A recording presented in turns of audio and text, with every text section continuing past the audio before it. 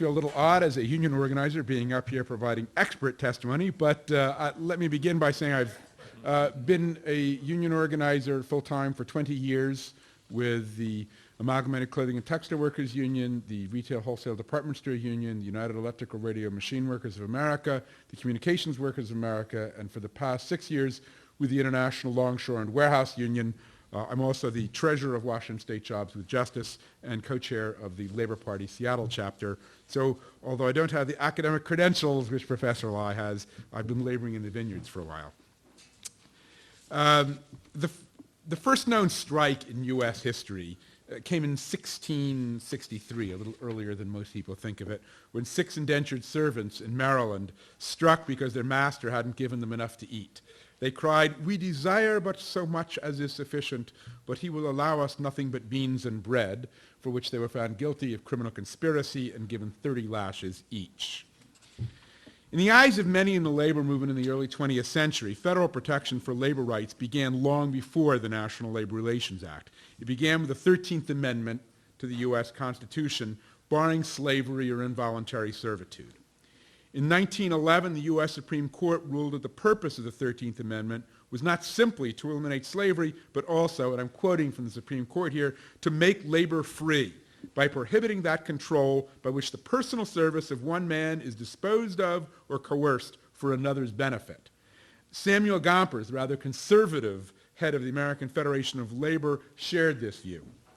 In 1932, Congress passed the Norris-LaGuardia Act, finding that while a worker, quote, should be free to decline to associate with his fellows, it is necessary that he have full freedom of association, self-organization, and designation of representatives of his own choosing to negotiate the terms and conditions of his employment, and that he shall be free from the interference or coercion of employers of labor or their agents in the designation of such representatives or in self-organization or in other concerted activities for the purpose of collective bargaining or other mutual aid or protection. In short, that workers should have the right to make decisions from themselves without fear of oppression or retaliation or termination by their employers.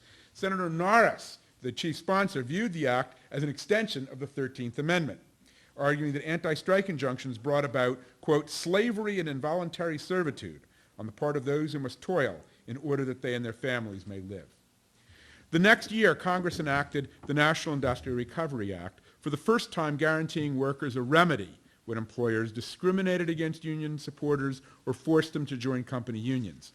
Unfortunately, although the act empowered the federal government to enforce those provisions, President Roosevelt left enforcement to the workers affected, taking actions on their own. In 1934, the nation was rocked by massive strikes. Longshore, my own union, on the West Coast, truckers in Minneapolis, automobile workers in Toledo, textile workers throughout the South.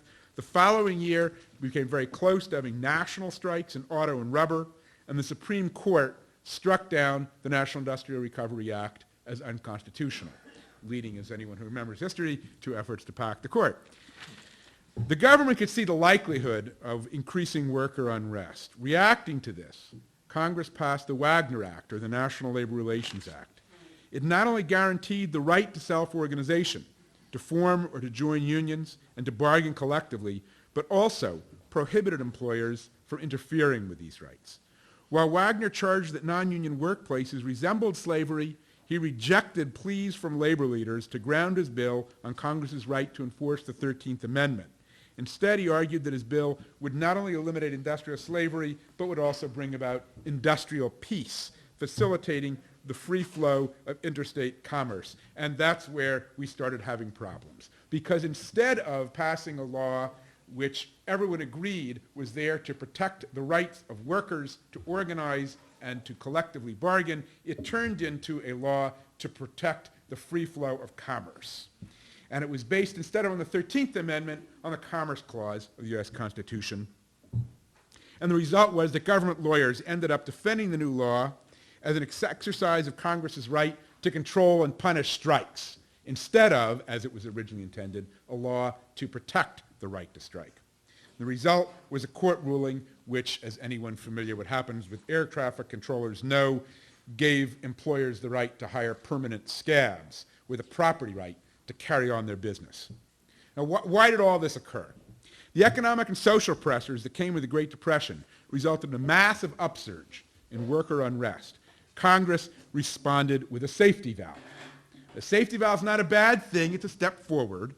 But after World War II, when unions, freed from the constraints of supporting the war effort, unleashed a wave of strikes in coal, auto, electric, rail, oil, steel, meatpacking, winning massive 18.5-cent an hour raises,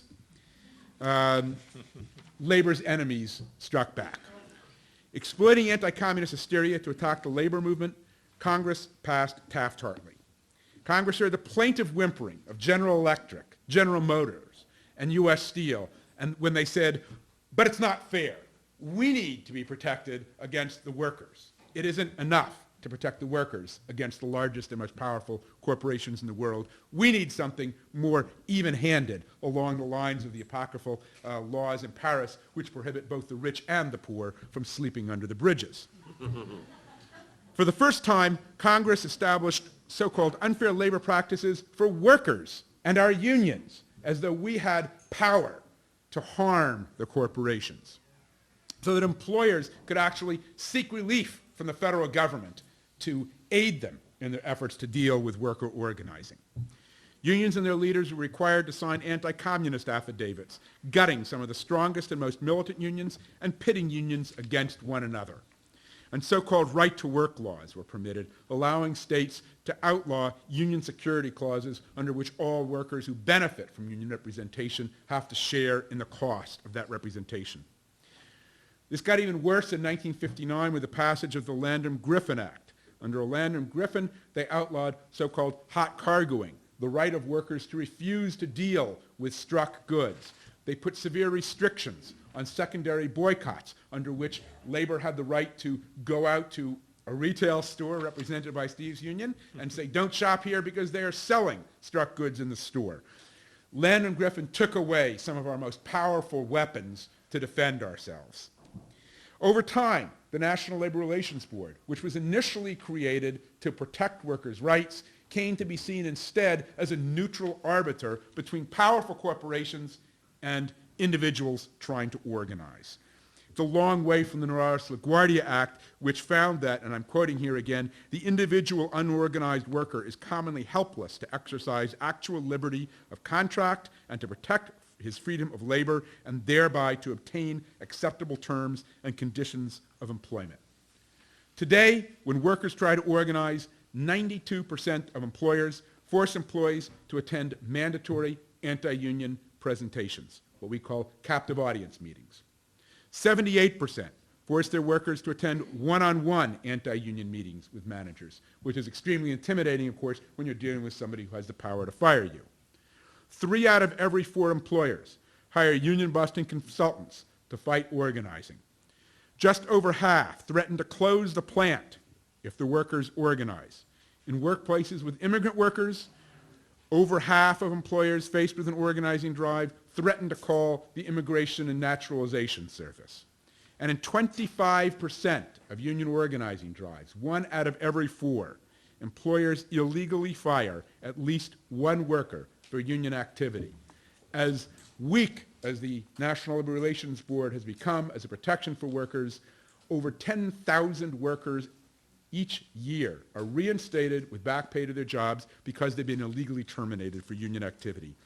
42 million workers without union representation say they want to join a union, but 1 out of every 18 workers involved in union organizing drives in the private sector faces termination or retaliation. The Dunlap Commission on the Future of Worker Management Relations, and by the way, this was a U.S. government commission from the Departments of Labor and Commerce. The Dunlap Commission reported that for every 48 workers involved in a union election, 1 is fired and gets his or her job back. That is, of course, the tip of the iceberg. These are only the ones who can prove to the satisfaction of the National Labor Relations Board that that is why they lost their jobs. And what are the remedies offered for these violations? Generally, if the NLRB finds that an employer has violated workers' rights and violated federal law, the remedy is they have to post a notice in the shop saying they broke the law and they're sorry.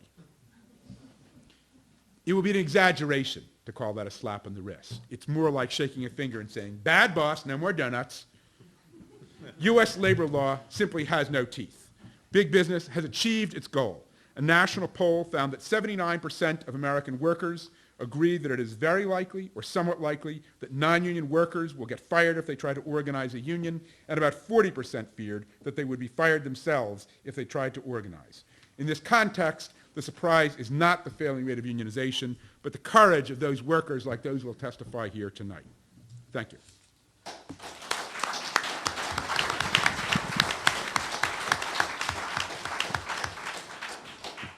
As you might have noticed, Jose here is going to keep the time, and he's going to be very authoritative about it. And I have a hook. Okay, we're now going to turn to the worker testimony. Each of the workers will have 5 minutes to present their testimony. We'll start with Lloyd Weatherford, who's the organizer for the Pacific Northwest Regional Council of Carpenters. Want to come forward?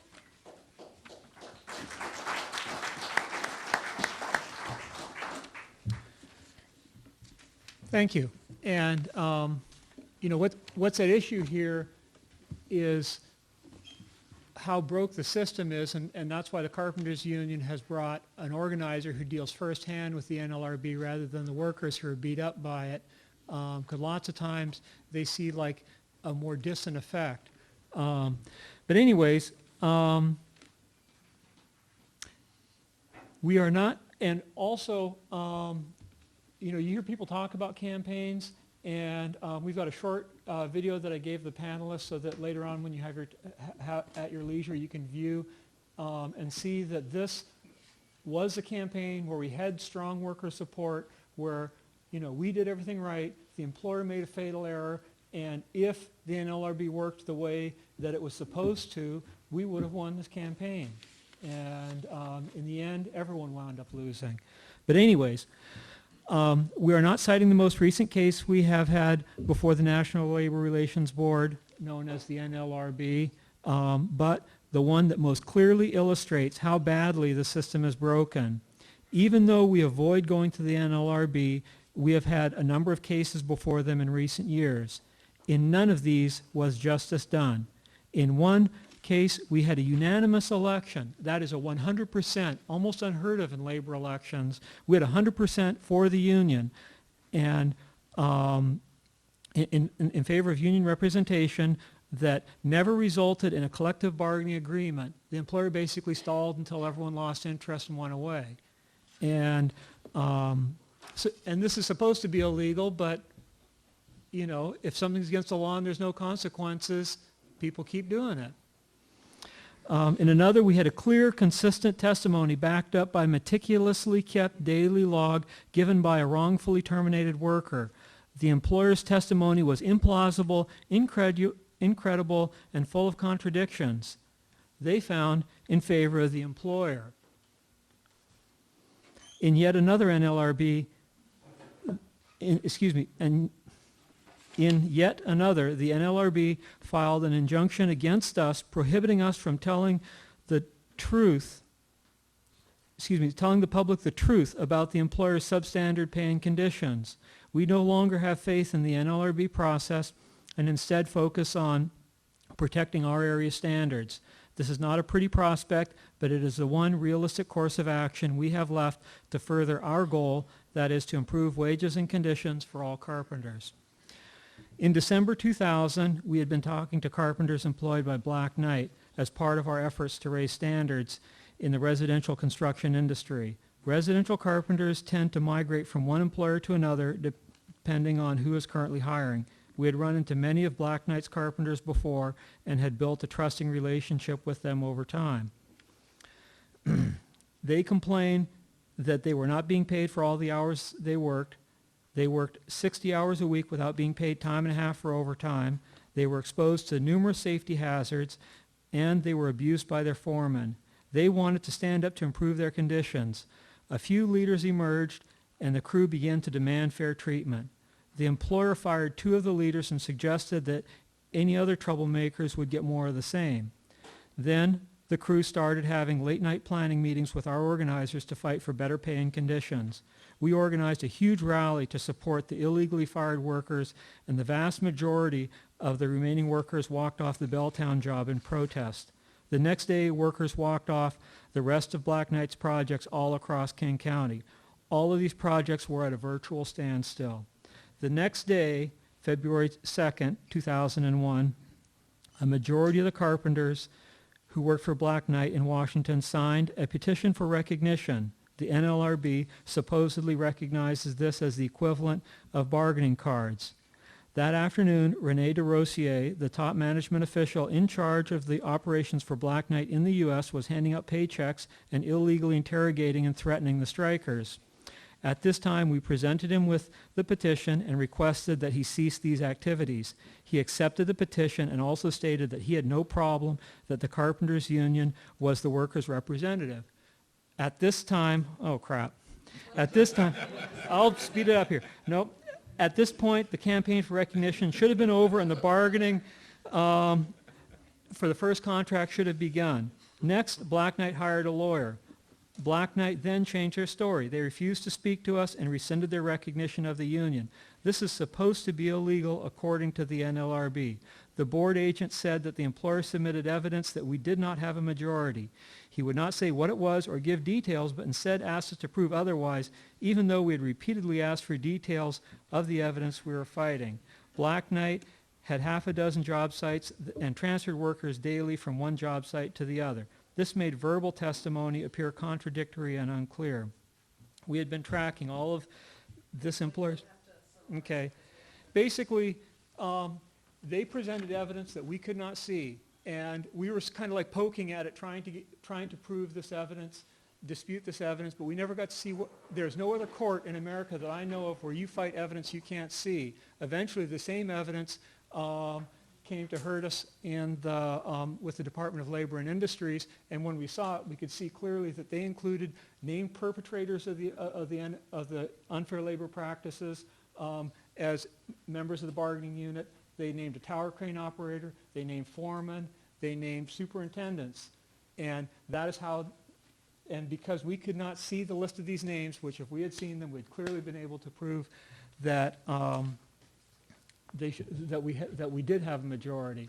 And the relief that I'm seeking, which is kind of the conclusion here, is as a step in the right direction. The conclusion is that as a step in the right direction, we ask public agencies bar employers who have been charged and found by the NLRB to have committed unfair labor practices from working or contracting to any public agencies as long as they have not signed a collective bargaining agreement with their employers. Jurisdictional charges should be accepted because they do not rise to the level of abuse described here today. The real solution is to completely overhaul the NLRB and to repeal and completely rewrite the Taft-Hartley Act. A patch job will not do. In the current political climate, this is not an achievable option at this time. For now, we ask both the panel and the pillars of the community in the audience to understand our efforts and to fight for family wage jobs and take the time to support unions who picket, flyer, and otherwise campaign to improve wages. Make a call to the decision makers and let them know you support the unions involved. And you'll hear reference to the poster. And Questions later. okay. Lloyd?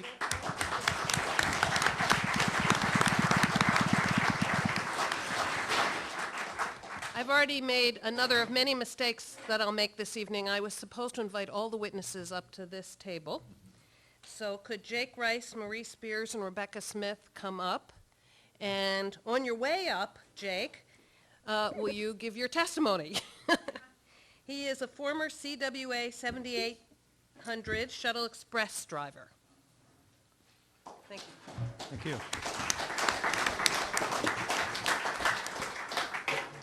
Is there an editor in the house? I thought I had 10 minutes, so maybe I should just read every other sentence. Yeah, feel free to interrupt with questions. As anyone who knows me will tell you, I feel free to interrupt people anytime I have questions. I didn't want to... Oh, really? Okay.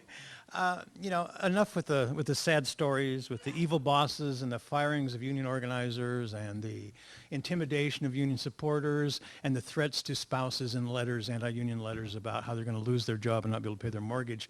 I have a story of a a gentleman employer and gentleman owner and managers who believe in democracy and promote it at all times. I may be having a hard time keeping a straight face here, but the point is that 95% of the events between the employer and the union in our campaign were a template, a model of what a new law should look like governing labor management relations and conduct during a first contract effort. A little of the evidence. I went to work for the employer in 1994. Between 1991 and 1994, there were 2 union efforts by the appropriate union as far as the kind of work we did. They were both abortive attempts. In 1995, 2 of us found another union that was willing to take it on, and we got card check. We had of course a group, a good committee to work with us. We got through card check, and we lost the election. The union organizer just kind of disappeared on us, and he wouldn't allow anything but hackneyed leaflets from some campaign that was successful back in the 70s for us to use. So that died. But then in 1990, in the winter of 1997 and 98, I was convinced to do it again. 4 of us were involved in this process, and other people came forward to give their time and take some responsibility during this effort, largely due to the fact that we had a marvelous organizer.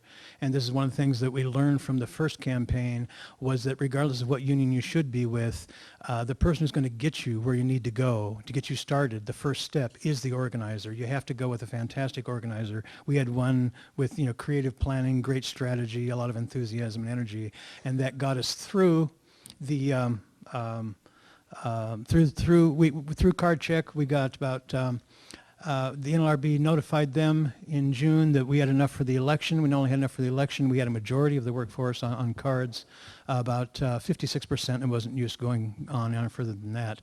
When it came time for the period, the employer did want an election, the democracy thing, and that's cool. We agreed to that, and it was going to be 5 weeks away, and we were ready for some terrible things to happen in those 5 weeks. No terrible things happened at all. It turned out that they had chosen to try and have the moral and ethical upper hand throughout this process. So not only wasn't there any intimidation or firings, there also there were no one-on-ones. And when it came time to anti-union group meetings, well, there kind of was, but when our organizer, when she noticed that the moral upper hand was important to him, she convinced him that the mandatory meetings should be one half the owner and the management giving their side, and the second half of the hour should be the union committee talking to the workforce at the mandatory meetings to give our side. It worked extremely well. Thank you, Andrea. And we won by 72%. Then we stumbled into contract negotiations a couple months later, and they were, very collegial. There were, of course, heated moments of argument and so forth, but they were very collegial. They were very earnest in dealing with us, and this went on for a while, and this ends the 95% of the process that should and could be used as a template or as a model for future laws, because I can move to 3 years later when we're still in the bargaining process. And we had reached tentative agreement on 89 of 108 sections and 16 articles of the new 16-page contract proposal. The ones that were left were wages, benefits, and union membership. And we decided to move to mediation. Both sides agreed. The mediation sessions over 7 weeks. There were 4 of them. And it was a very intense 12-hour sessions. And in the middle of this, the company, which had frequent mandatory meetings, they talked about safety, and the owner liked the stage to talk to his employees. They had a mandatory meeting that suddenly surprised us. Yeah, okay. So it suddenly surprised us. They had strong anti-union employees that had never surfaced before get up, and they gave the floor to these people, and the whole meeting was about decertification and lies and things, innuendos about the unions and the union people running it. And a decertification effort was started at the time of those mandatory meetings, and the NLRB gave them, delayed the decert by 6 weeks and had these little posters put around the workplace saying that, again, that they had, done wrong and that they felt bad about it. And we were deserted after 4 years from the date of the card check was successful and 3.5 years after negotiations started. So obviously a time limit is very important in these matters, as the previous gentleman spoke to.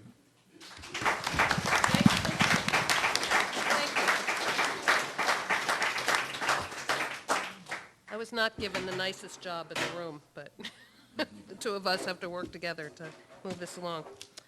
I'd now like to introduce Marie Spears, who's an SEIU 1199 Northwest lab technician at St. Peter's Hospital in Olympia. Thank you. Thank you, ladies and gentlemen. My name is Marie Spears. I'm a medical laboratory technician at St. Peter's Hospital in Olympia. I've been there approximately 4 years. I work in the blood bank. I got most of my training in the blood bank. Where I started my training in human and health service fields was in the Navy, which I went into in July of 1973 during the Vietnam War. I was in the Navy for 11 years, 6 months, and 12 days. Very memorable. Yeah, really. I got out of the Navy in 1985 and came to Washington, and I've loved it here ever since, and I've decided to stay here. Originally, when the union issue came up at our hospital at St. Peter's, I was kind of ambivalent about it, but as my experience unfolded, what caused me to be in more of favor of a union at St. Peter's Hospital was the hospital's unethical tactics, behaviors, disrespect of myself, my family, and my coworkers. The zeal with which the administration attacked the union astounded me and others. The barrage of anti-union rhetoric, information, misinformation, distortions, you name it. Everything was highly biased against the union, and the information just kept coming. It was overwhelming. Some real facts were represented about unions, but a lot of them were taken out of context and given a negative spin. I personally received over 22 pages of literature. A video was sent to my home, and I attended some voluntary meetings. At these meetings, minimal discussion was allowed because it was supposedly to be on a very tight time frame, and so when the time for discussion came up, it was curtailed, and they had to go to some other meeting. So when I started, what really got me was when I started to read the administration's literature, and I immediately saw red. Having the gift of discernment, I recognized the information for being what it was, lies and misinformation, a lot of it. As a result of St. Pete's very aggressive anti-union campaign, some of the things that happened were 2 of my laboratory supervisors came and told me that management could talk about union, but staff couldn't. A voluntary meeting that was put on the administration was made mandatory for the histology, pathology, and cytology department, even though many of the employees in that section weren't eligible to vote. The administration told our night shift employees that they'd have to strike if a strike was voted on, even though at that time we hadn't voted for an election and we weren't eligible. And we didn't have a contract. The administration told eligible technical employees they'd lose wages and benefits if they voted for the union. They characterized SEI union organizers as third parties who only wanted our money for what reasons we don't know, who come in and stir up trouble and walk away afterwards. They told us that our dues money would go to political causes supported by the union with or without our consent. In a memo was implied that the union was in league with the NLRB to exclude or include technical workers. In two memos, the administration stated that if employees signed a union card, they'd automatically become union members without their consent. And there are a lot more of these that I could tell you, but we're running out of time. As a result of all the different things that happened, a hostile work environment was created as a result of all these things, and it lasted until the union, the SIE contract ratification of 14 November 2003, and since then things have kind of calmed down a little bit because the union charged the union and eligible employees charged the hospital administration with several violations of employee rights to a fair election. Managers and anti-union co-workers have made snide and rude remarks to myself and others about the union for our support for it. Overall, it's been a very tense and hard time for us. People have been threatened, and our fear of retaliation, fear of losing their jobs. Some people have lost their jobs. To sum it up, what I'd like to see is something to be done to prevent these abuses. We need some real legislation that will prevent hospitals from spending patient care dollars to fight unions and to use these kind of tactics against workers. And we need to have more public discussions like we had a couple of weeks ago in Olympia, where we had a public forum where the public could get information about what was going on. Thank you. Thank you for your time.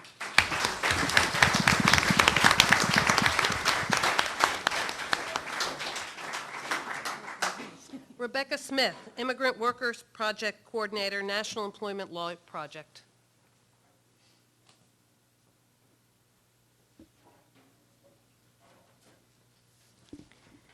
Thank you.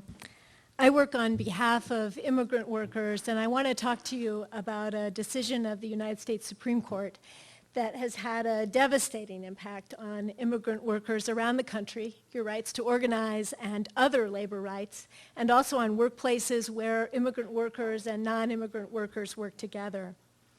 Last year in March of 2002, the Supreme Court had before it a case involving some workers organizing at a factory in California.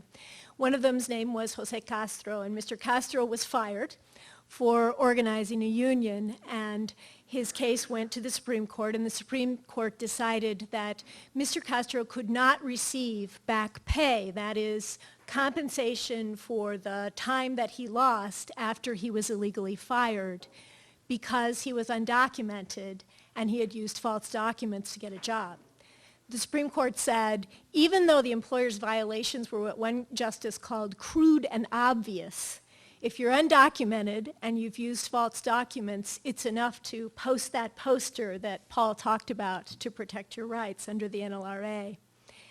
This case has really had a devastating impact. It's created a firestorm of employers arguing around the country that immigrant workers have no labor rights. Just in the past couple of months, a woman in California who developed ovarian cancer and needed time off from work asked for time off and was fired. And the judge said to her, sorry, you don't get compensation because you're undocumented and you used false documents to get a job. In New York, a landscaper who was owed $1,000 for 10 days' work was told by a judge, sorry, you were undocumented and you used false documents to get a job. I'll give you $5.15 an hour, minimum wage, but nothing more.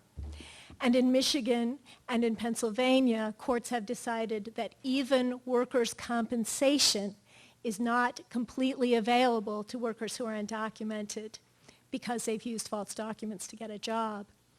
Here in Washington State, I had the great honor to get to go on the Immigrant Worker Freedom Ride with a woman named Maria, who worked as a janitor here in Seattle. About a year ago, Maria and 6 other workers were fired from their jobs because they went on strike. And in June, the NLRB had them reinstated to their jobs because they were illegally fired. Now the employer is claiming that some of them are undocumented, and so they will lose their jobs perhaps.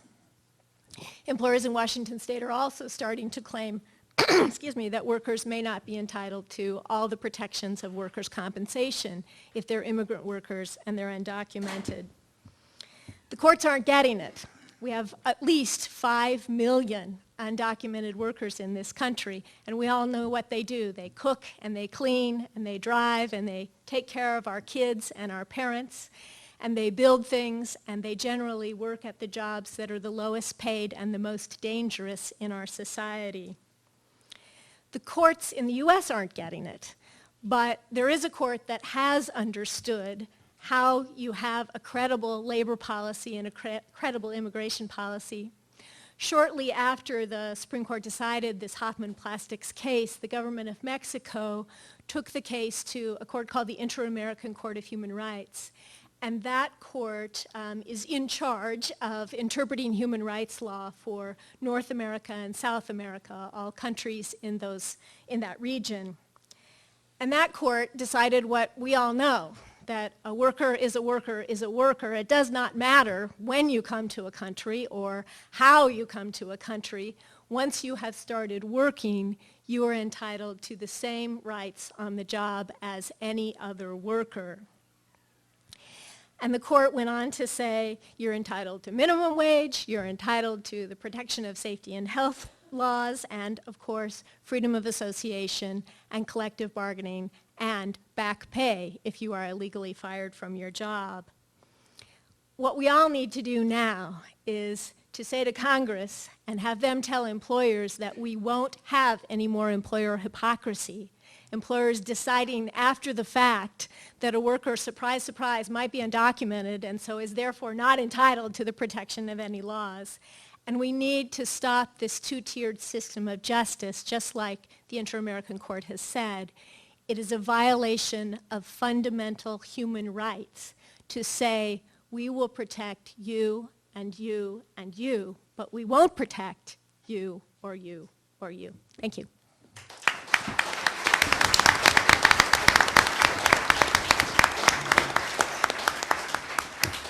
Now we have about 5 minutes for the panel to ask clarifying questions of the witnesses, if you would like. I know, Senator Franklin, you had a question earlier. Do you? Yes, I did. I'm not familiar with the Black Knight.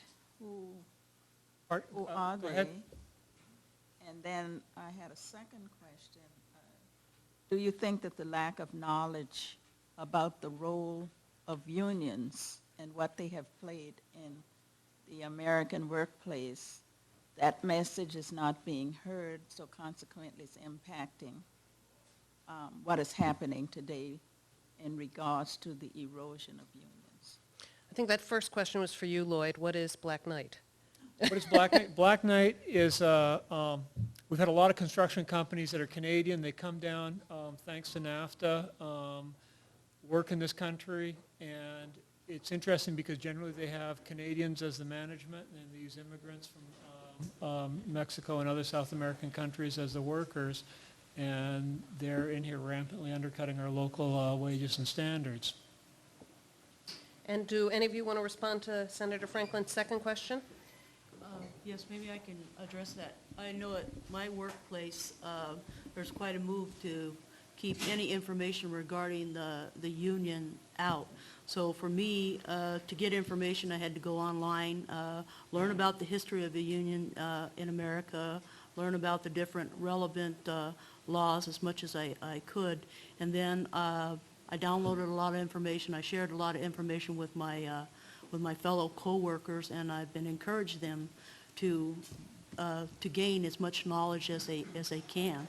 I know that when I was in high school, we did have some classes about the history of the unions in America, but I don't see that it's being addressed too much nowadays. But that's what I've been trying to do to get people to get the information. It's just not there. It's not readily accessible to folks. Representative Conway, you had a question? My question is about treating the right to join a union as a human right. Becky, I was kind of fascinated by your comment that we could go to an international court and gain protection for a right where we can't in this country. I was kind of also, obviously, that my issue here simply, we're supposed to ask questions here, Yeah, is... please, Steve. I know you're one I have to watch. Yeah, you're right. But I feel that maybe, are we not defending this right as a human right, as opposed to a simple right of law? I mean, Americans get passionate about freedom of speech, freedom of religion. Shouldn't they be equally passionate about freedom of the right to have a union? Should we give a collective answer? A little bit rhetorical, Steve. I think that's what we're all here for, right? Well, freedom to join a union is freedom of speech. Absolutely. That's right.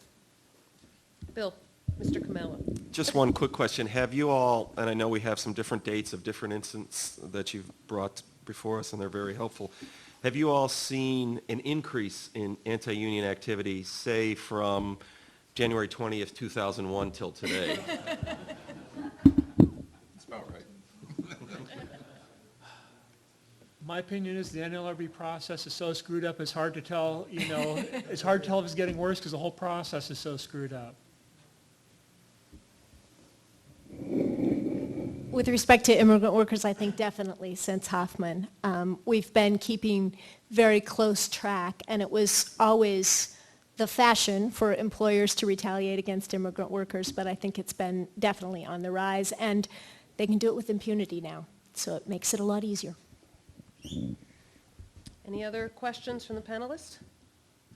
I noticed that not all of you, the two women, didn't provide any written testimony. Particularly Rebecca, if you could provide us with the names of some of those cases, and perhaps Marie, you could just write down a few dates and just a few things so that we have it for our notes.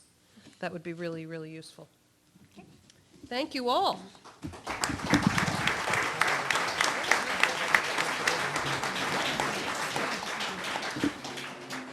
Now, we're going to have an additional 5 minutes of supporting testimony. Is Dr. Barushka here? Steve Barushka? Are you here? And while he comes up, why don't we have the worker witnesses for the next session come up to the table? That's Woody, Bud, and Victor. Thank you. Good to see you. Thank you very much for the opportunity to present my perspective on how organized labor can be the population health doctor for the United States of America. I'll present information that you may not have heard before and you may consider untrue, so I plan to back it up with statements from our federal agencies.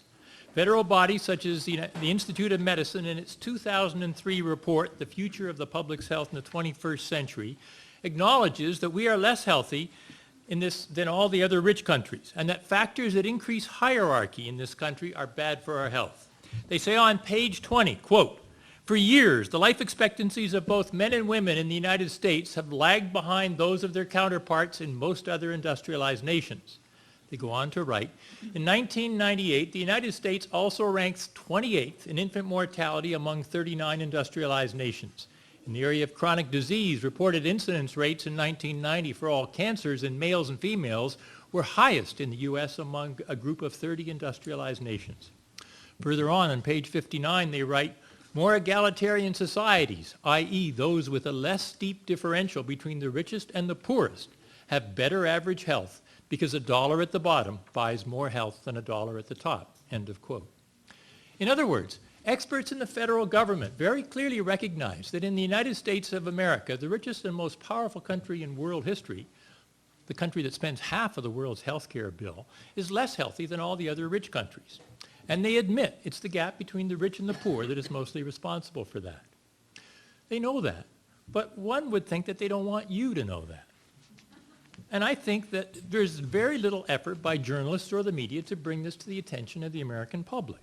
Just as journalists in our media were embedded among the demonstrators wearing police uniforms at the Miami Free Trade of the America meeting last month, today the media know better than to tell the American people that they pay the ultimate price for having this country run the way it does, namely, we all die younger than we should. Instead, they extol the virtues of cutting taxes for the rich and giving handouts to corporations. They could write the facts and point out that we are unhealthy and the big gap in our society is responsible for this, just as the Institute of Medicine's report points out. Even our own Public Health Seattle King County Health Department also admits this, for example, in their Communities Count 2000 report, where they write that we should be narrowing the income gap. Now, consider this far-fetched analogy. After the Surgeon General's report in 1964 linked smoking with poor health, we had warning labels on cigarette packages. If we did something similar based on the recent Institute of Medicine report, we might have a warning on the paychecks of workers along the lines of, your low pay is dangerous for your health and the health of the rich, so you'd best organize or die. The point I want to make to the panel is that if labor is not allowed to organize, it'll be bad for all of our health. The reason is that nothing determines the health of a country more than some measure of the gap between the rich and the poor. And union strength helps to reduce that gap. Once basic needs are satisfied and everyone has enough to eat, a roof over their heads, and clean water to drink, it's the gap that matters most. If there's a big gap, our health will be worse, while a smaller gap translates into better health. Studies have shown that this factor, the gap between the rich and the poor, is more important than behaviors such as diet, exercise, smoking, and seeing your doctor. And we understand the biological reasons why being lower down in the ranking in society is bad for our health.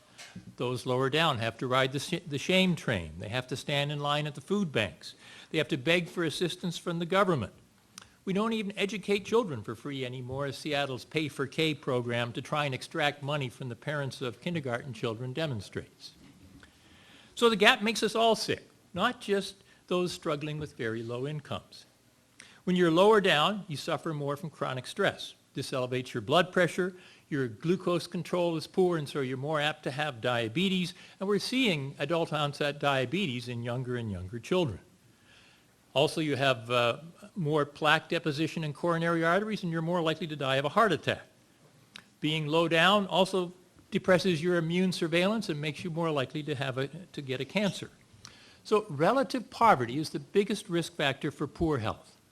Now, labor unions can bring this message to the workers and get them to work together to fight not only for a livable wage, but to bring down the maximum wage. Now, other notable figures say these ideas too. President Jimmy Carter, who won the 2002 Nobel Peace Prize, in his acceptance speech said, quote, "I was asked to discuss here in Oslo the greatest challenge that the world faces. I decided that the most serious and universal problem is the growing chasm between the richest and poorest people on earth. The results of this disparity are root causes of most of the world's unresolved problems, including starvation, illiteracy, environmental degradation, violent conflict, and unnecessary illnesses that range from guinea worm to AIDS."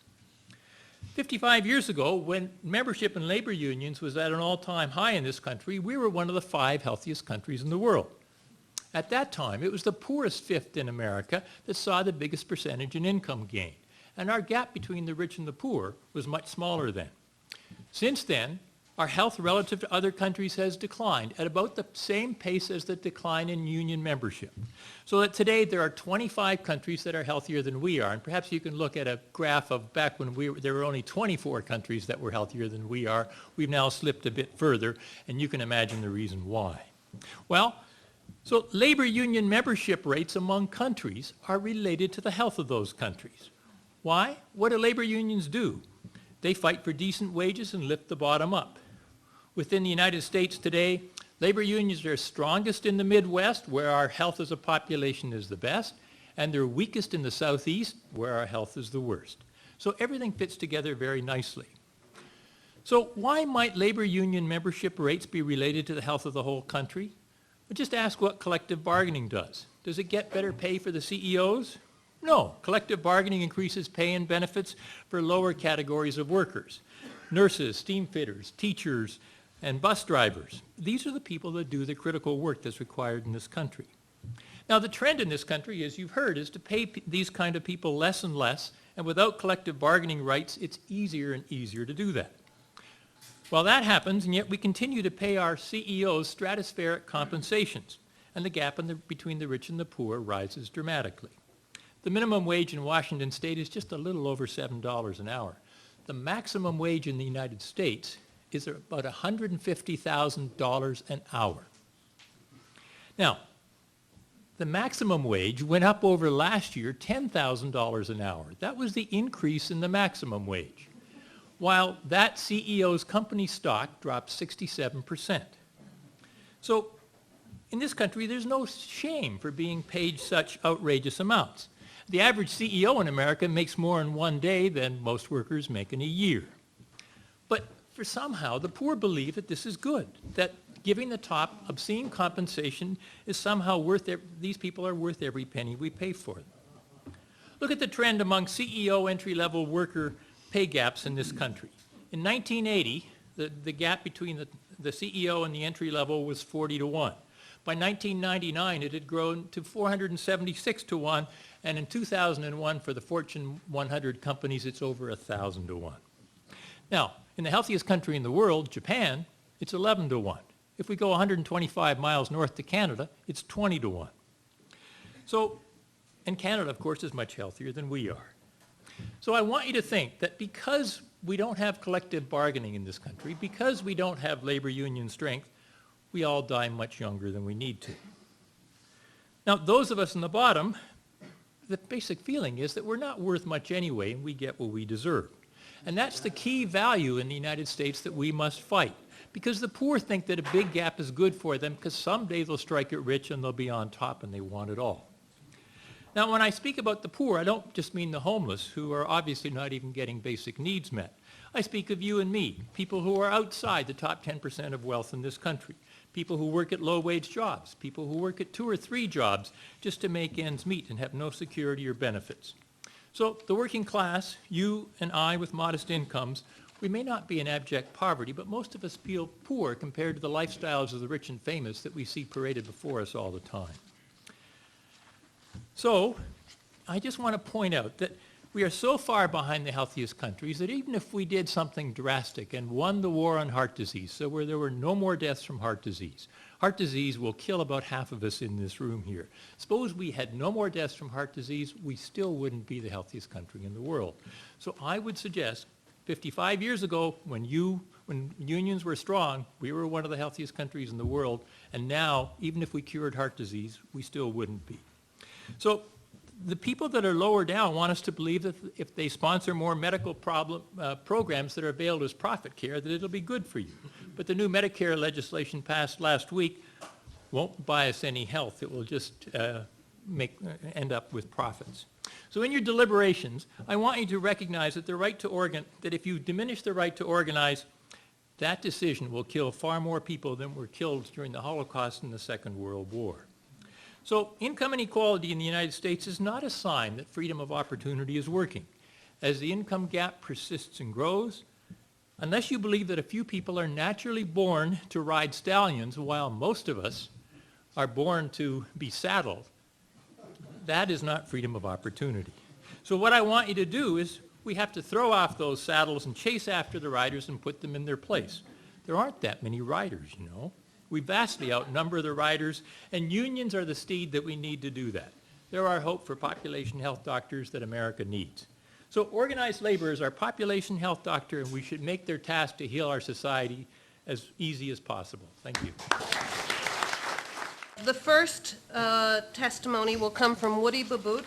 Did I pronounce that right? Bebout. Got it wrong.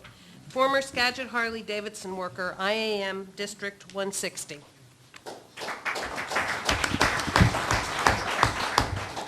My name is Woody Bebout. I live in Burlington, Washington.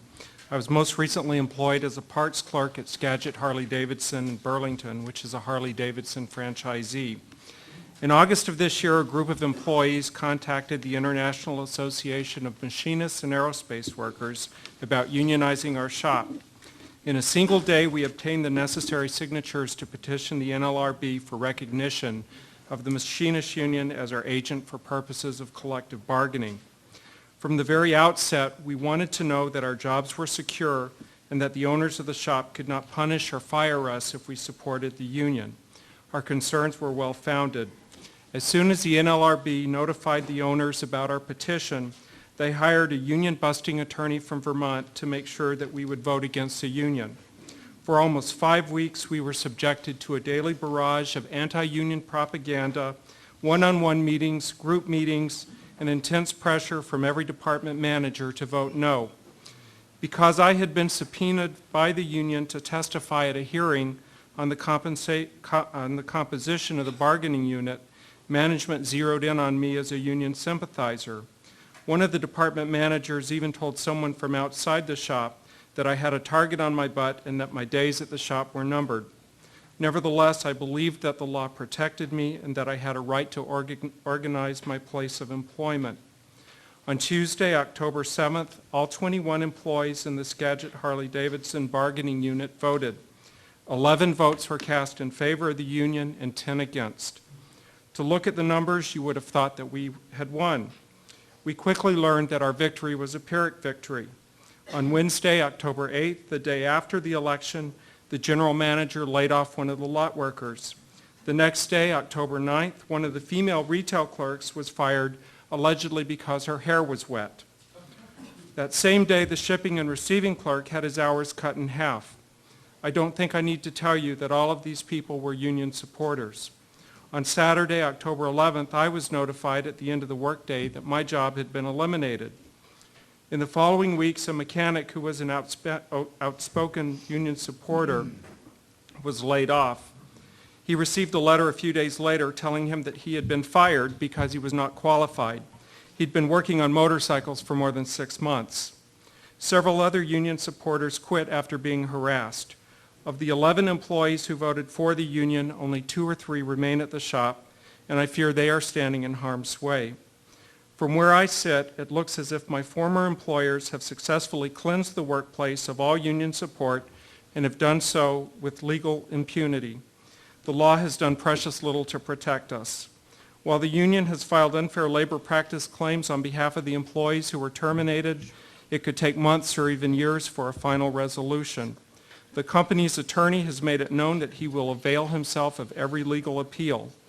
I'm told that an appeal to the NLRB in Washington, D.C. could take up to a year for decision, and then an appeal of that decision to the U.S. Court of Appeals could take another year. In the meantime, we workers have to support ourselves and our families. Justice delayed is justice denied. Surely we can do better than this. The employer has deep pockets and time on his side. The employees have a legal process that is long on process and short on justice. Recalcitrant employers have no incentive to obey the law. The law does not provide for any civil penalties or punitive damages to deter or punish employers who willfully violate their employees' rights to organize. Employees do not have any private right of action to seek redress through the courts. Injunctive relief to preserve the status quo while an employee's claim works its way through the system is also not available. Even if an employer is ultimately ordered to reinstate an employee and pay back pay, it is unlikely in many cases that the employee would want to return. In practice, employers either wait out claims in the hope that disgruntled employees will become so frustrated with the system they will abandon their claims or cash them out at the end to keep them out of the workplace. Most employees need the money, so they take the cash and run. But the result is still the same. The employer has exterminated the union threat and put the fear of God into the remaining employees.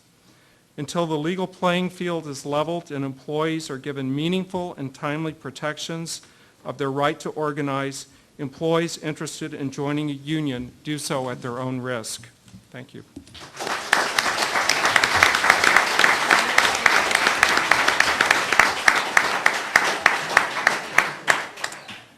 I'd now like to introduce Bud Bartunek, organizer for the Painters District Council 5.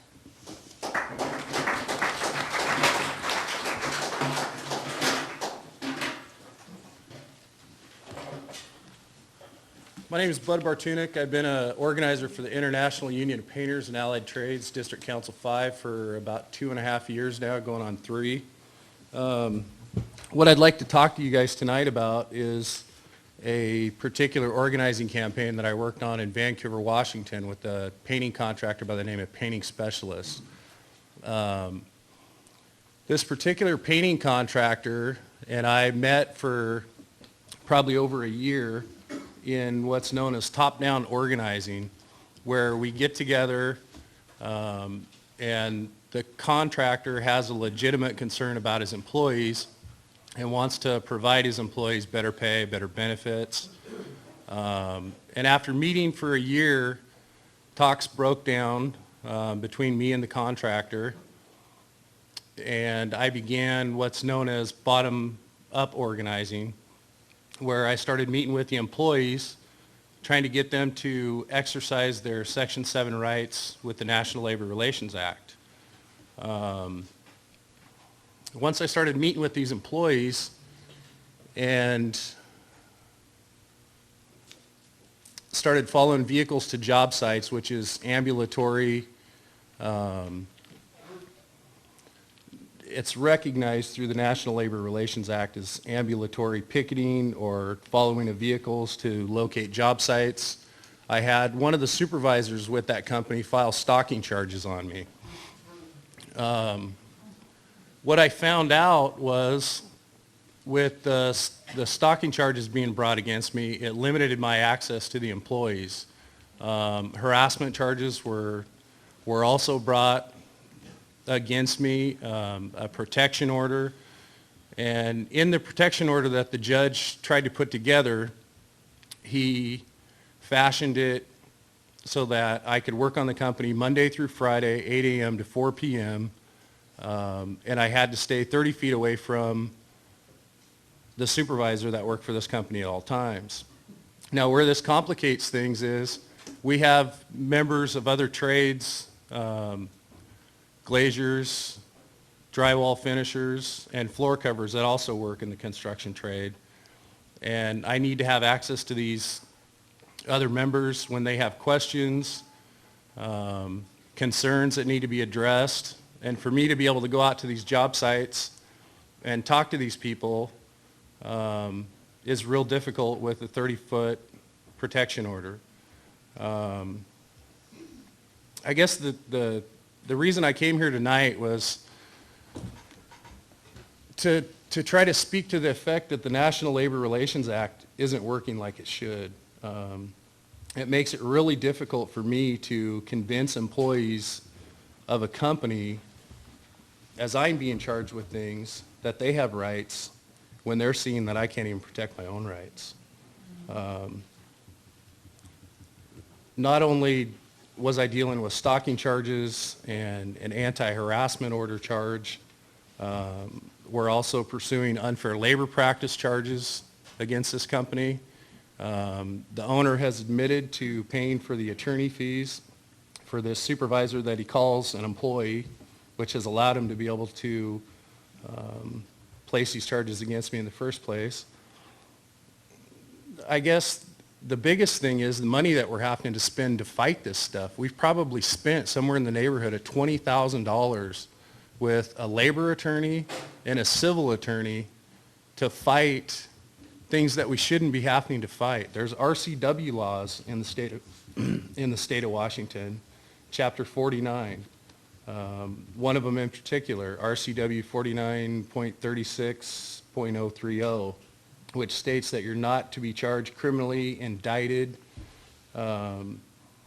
for acts that better the pay of working class people, hours, working conditions. Those don't apply in our courts. Clark County does not recognize them. The city attorney doesn't. The National Labor Relations Act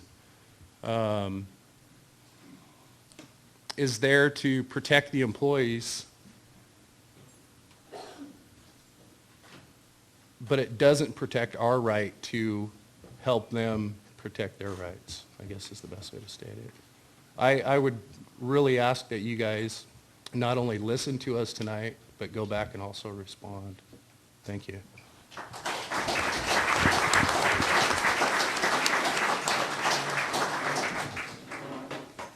The last speaker is Victor Temblador, Eldorado Stoneworker from the ILWU. International Longshore and Warehouse.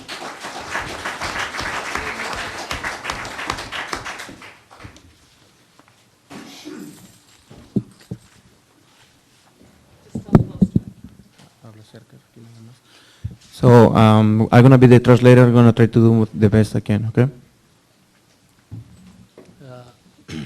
Buenas tardes y gracias por esta oportunidad de hablar de los problemas que hemos enfrentado. Good evening, and thanks for the opportunity to share with you the problems that we've been confronted. Me llamo Víctor Temblador, trabajo con el Dorado Stone en Carnation. Fabricamos moldes de goma para piedra decorativa. My name is Victor Temblador, and I work in El Dorado Stone in Carnation. We manufacture rubber molding for decorating stone. En marzo, los trabajadores del Dorado Stone decidimos a sindicalizarnos.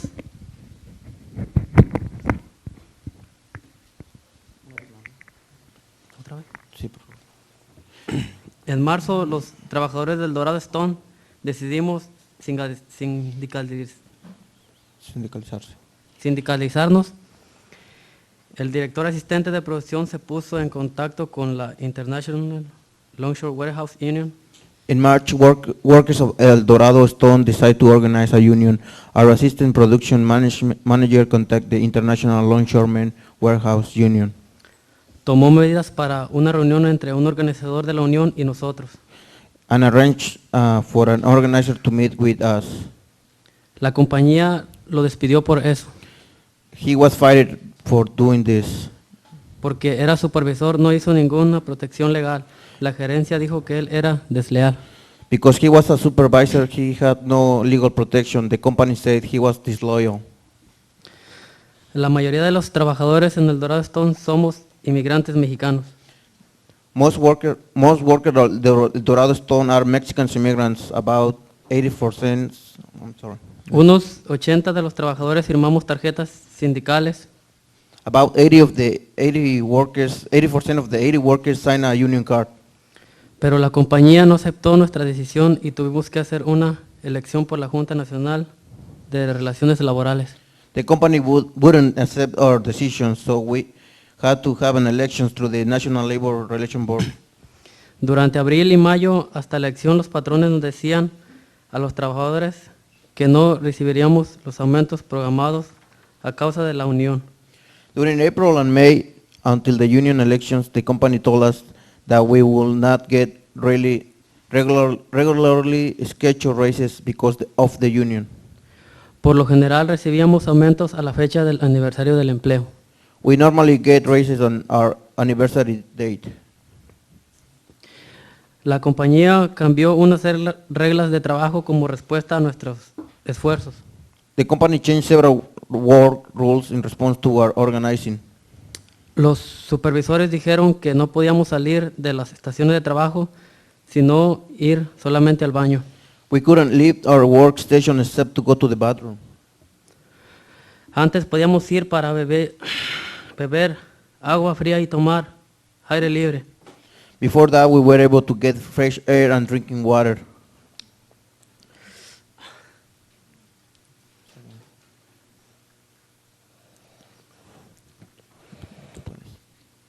Trabajamos con químicos con temperaturas en las secadoras hasta 140 grados. We work around chemicals with temperatures about 140 degrees.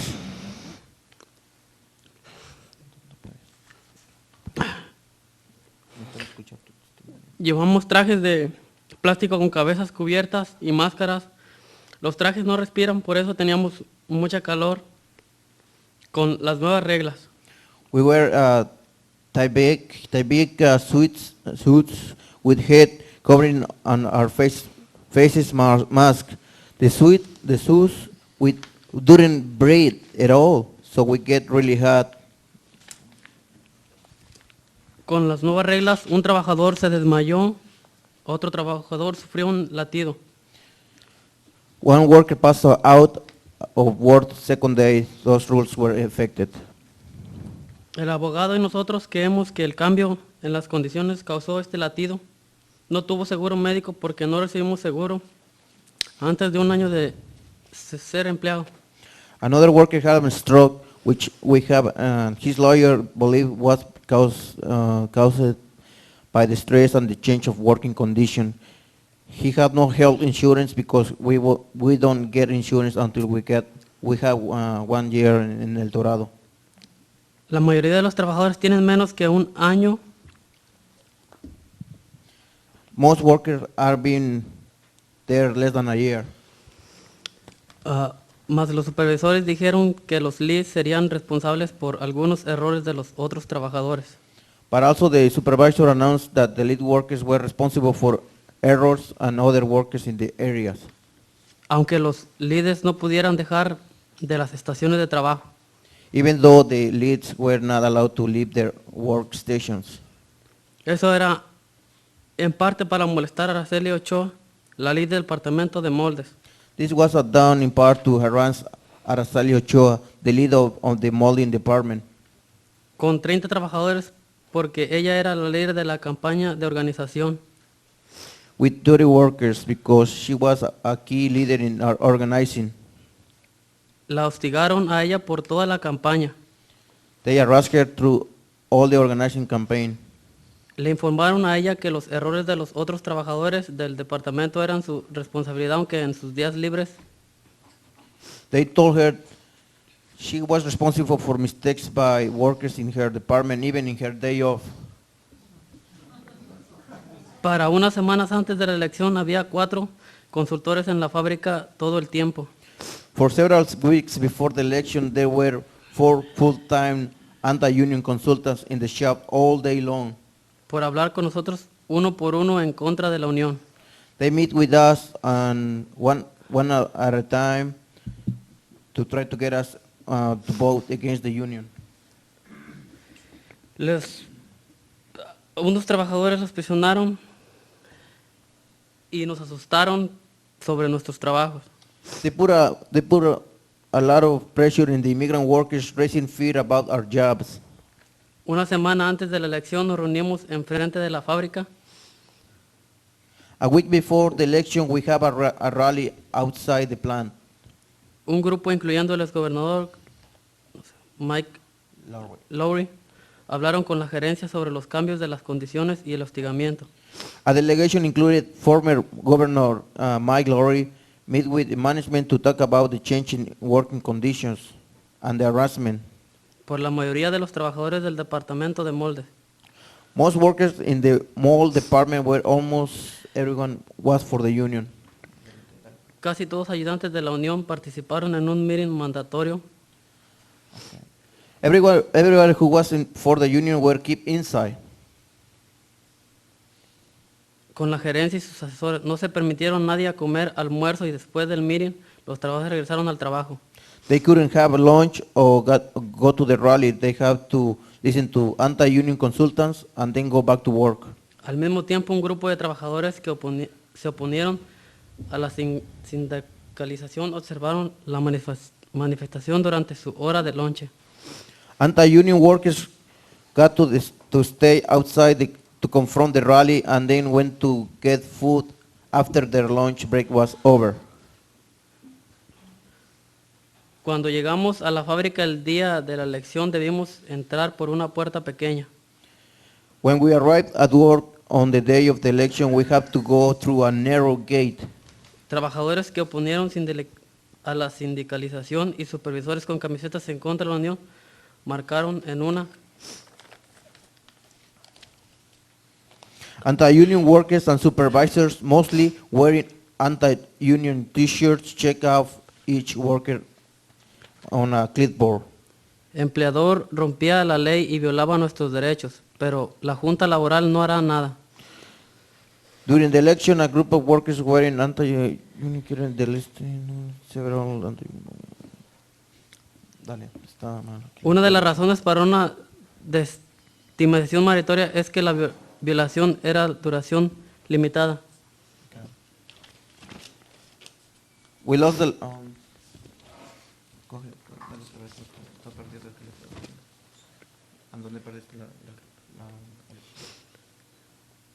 La gerencia alcanzó su objetivo, ganó la elección y por eso no tuve que seguir con sus violaciones. We lost the election by a few votes. Right after the election, the company changed the work rules back to way they were being before. Cuando regresamos al trabajo, un supervisor informó a mí y a Mónico.